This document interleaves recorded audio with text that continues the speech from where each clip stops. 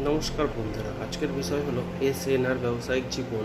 এসজিবি গ্রাম পঞ্চায়েত সমিতি সদস্য সুবিধাভোগী তহবিল কি, এর সুবিধা কি? প্রতিটি গ্রাম পঞ্চায়েত সমিতির সদস্য এসজিবি গ্রাম পঞ্চায়েত সমিতির সদস্য সুবিধাভোগী তহবিল থেকে উপকৃত হবেন। তহবিলের মাধ্যমে প্রত্যেক সদস্য দুই ধরনের সুবিধা পান। প্রথমে এসজিপি সদস্যপদ কমিশন সুবিধা এবং এসজিপি আর্নিং বেনিফিট। একজন প্রতিটি এসিজিপি সদস্যের কাছ থেকে এসেছে একজন প্রতিটি এসিজি সদস্যের কাছ থেকে এসেছে এবং অন্যটি এসেছে ফার্ম থেকে তাদের উপার্জনের পরিমাণ। প্রতিটি গ্রাম পঞ্চায়েত সদস্য প্রতিটি এসিজিপি সদস্য পদ থেকে একটি কমিশন পাবে। এটি প্রতিটি সদস্য পদ থেকে 50 টাকা হবে। যাতে আমরা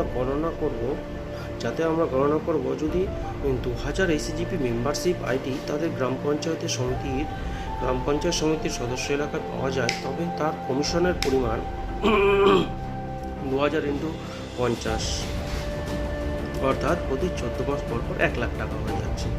এই পরিমাণ সরাসরি গ্রাম পঞ্চায়েত সমিতির সদস্যের কাছে জমা করা হবে সুবিধাভোগী তহবিল। সুতরাং এটি তাদের মেয়াদে 5 বছর পরে 3 লাখ টাকা করে হবে, অর্থাৎ এটি তাদের 5 বছরে 3 লাখ টাকা করে জমা হবে।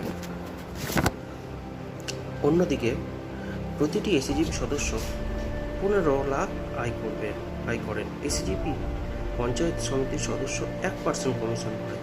যদি এসিজিপি সদস্যের মোট আয়ের উপর নির্ভর করে, এটি এসিজিপি গ্রাম পঞ্চায়েত সদস্যের সুবিধাভোগী তহবিল ছাড়া গণনা করা হয়।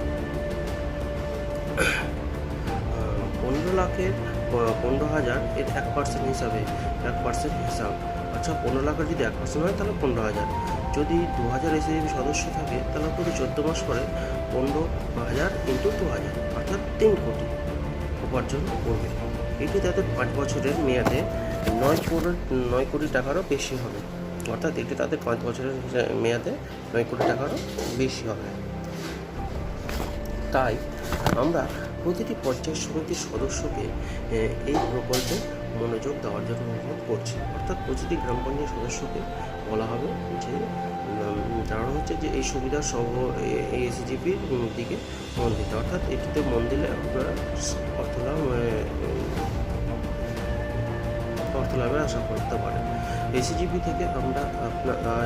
থেকে আপনার তহবিল থেকে অতিরিক্ত অর্থ উপার্জন করবেন এবং এর মাধ্যমে আপনারা অতিরিক্ত অর্থ উপার্জন করতে পারবেন। আমাদের সাথে যোগ দিন। এসিজিপি ফান্ডের ব্যবহারের বিভিন্ন দিক আছে, সেগুলির দিকে নজর দিন। এই তহবিল তারা স্থানীয় জনগণের উন্নয়নে তাদের ব্যক্তিগত পছন্দ ব্যবহার করতে পারে, তারা স্থানীয় পরিবারের জন্য ব্যক্তি সুবিধা ব্যবহার করতে পারে ইত্যাদি। নমস্কার।